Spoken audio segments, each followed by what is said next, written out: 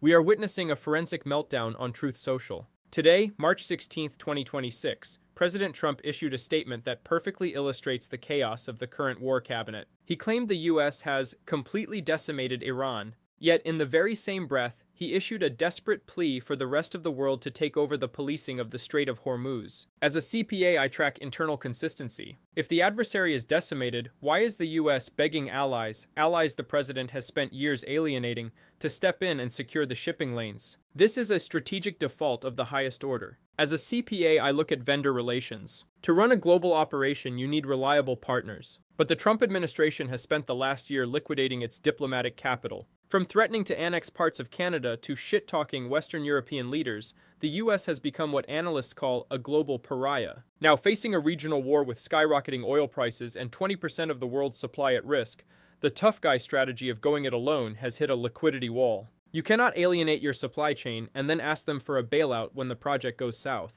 I'm Camilo Motato, reporting for Thu News. As a certified public accountant, I specialize in going concern assessments. In an audit, if a management team cannot decide if a threat is obliterated or imminent, it signals a control failure. Today, we are auditing the rationale gap. One week the war is about nuclear enrichment, the next it's about proxies, and today it's a plea for everlasting peace and harmony. This is strategic insolvency, an administration that launched a war with no business plan and no exit strategy. The most concerning audit finding is the administration's refusal to condemn the service provider helping the enemy. Despite reports that Russia is providing Iran with intelligence to target U.S. service members, the president has suggested a moral equivalence, stating, "They do it and we do it." From a forensic perspective, this is a conflict of interest. While the U.S. has sanctioned Russian oil producers, the commander-in-chief is essentially providing plausible deniability for Vladimir Putin. In professional auditing, when the CEO defends a competitor who is actively sabotaging the company's field operations, we flag it as a catastrophic breach of fiduciary duty. In the world of forensic accounting, inconsistency is the most expensive variable. As critics have highlighted, the administration's strategy has been consistent in its inconsistency. One day the objective is nuclear denuclearization, the next it's about missiles, then proxies, then the Navy. As a CPA, I track operational objectives. If you cannot land on a rationale, you cannot measure success. This cluelessness has real-world consequences. Oil at over $100 per barrel and a 20% global supply choke point at a standstill. The market is performing a margin call on American foreign policy. We are now paying the price in market volatility for a war that has no closing date on the ledger. The most ironic finding in this audit is the president's desperate plea to countries he has spent years devaluing. You cannot declare war on Greenland, threaten to annex Canada, and shit-talk Western Europe, and then expect them to provide security capital when you get into trouble. From a forensic perspective, Trump has turned the United States into a pariah asset. By alienating the global vendor network, he has left the U.S. to prostrate itself before the very nations it recently bullied.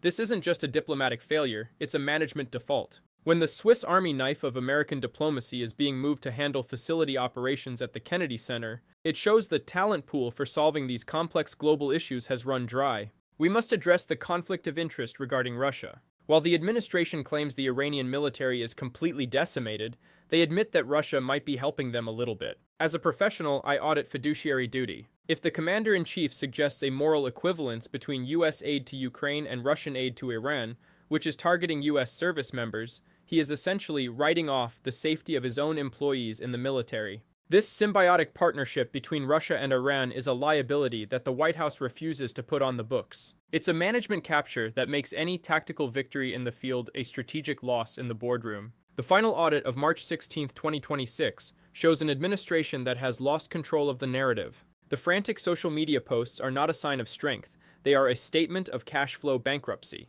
Specifically a bankruptcy of ideas and allies. As a CPA, my verdict is that Operation Epic Fury has entered a state of terminal incoherence. You cannot decimate an enemy and beg for help in the same sentence without admitting that your initial assessment was a material misrepresentation. The US is now a pariah on the global stage, paying $103 for oil while the adversary coalition of Russia and China reorganizes the global ledger in UN. But I want to hear from you. Is Trump's team effort plea a sign of pragmatic common sense?